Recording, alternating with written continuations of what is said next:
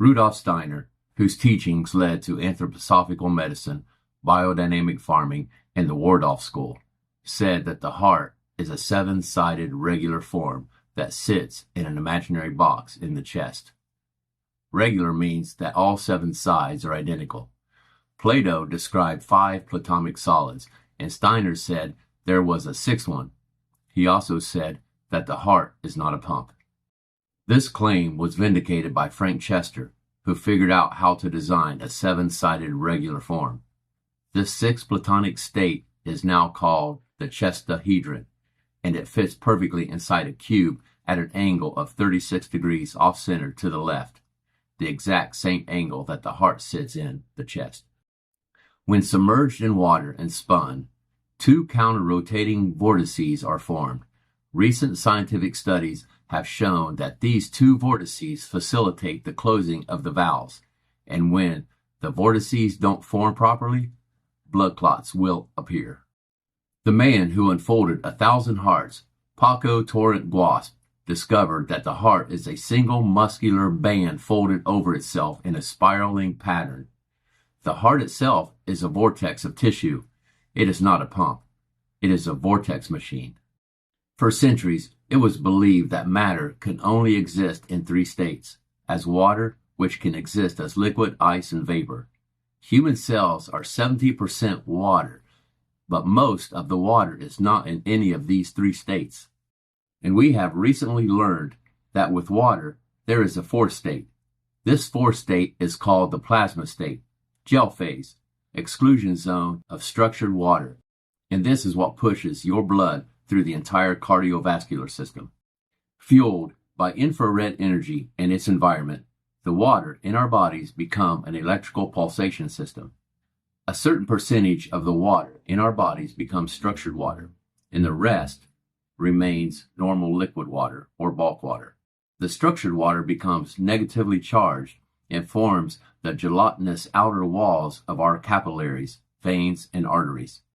These negatively charged outer walls continuously propel the positively charged bulk water within, carrying the blood with it. This propulsion system will run indefinitely as long as it stays charged, and the way you charge it is with the Earth's electrical magnetic field, infrared energy, and positive thought. The work of Dr. Masaru Emoto has scientifically demonstrated that water exposed to human words and thoughts is transformed into its natural hexagonal shape. It becomes structured at a molecular level based on our positive intention. This new model shows that it is the blood that pumps the heart, not the other way around. And in order to keep the flow strong and healthy, our best medicine is to connect to the earth, get sunlight, love ourselves, and love one another, and physical touch. Victor Schauberger spent his whole life studying water and found that in the natural world, water will always create vortices along its path. Schauberger learned that this spiral action is what structures the water in nature, and that when subjected to modern man-made water treatment, it loses its structure.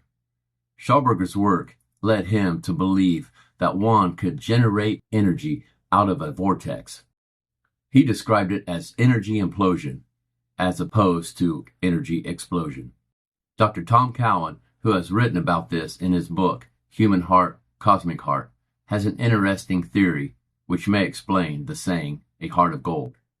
Another recent discovery is that gold in its purest form does not appear to be gold at all.